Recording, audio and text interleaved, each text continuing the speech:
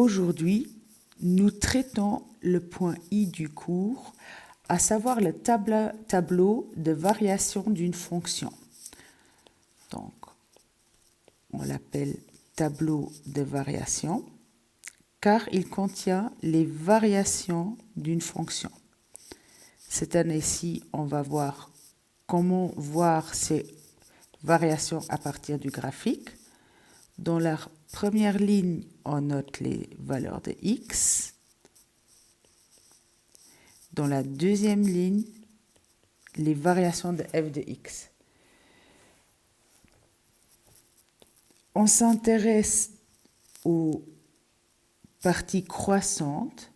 Donc, on recherche les valeurs de x pour lesquelles les valeurs de f de x augmentent lorsque x augmente.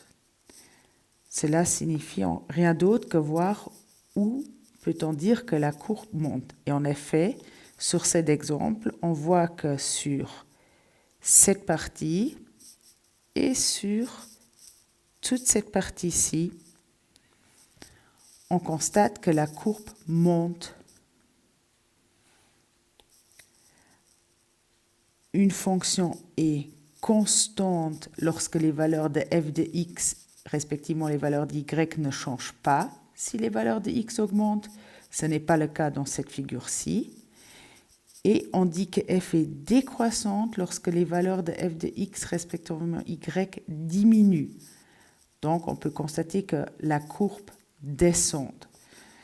C'est ce qu'on remarque dans cet exemple.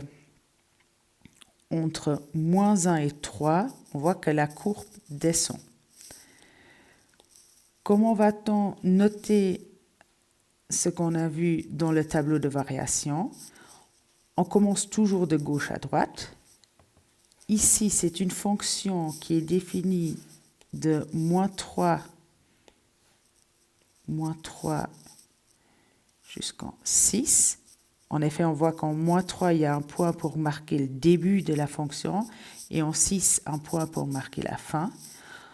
De moins 3 jusqu'en moins 1, on constate que la fonction monte. Puis, de moins 1 jusqu'en 3, on remarque que la fonction descend.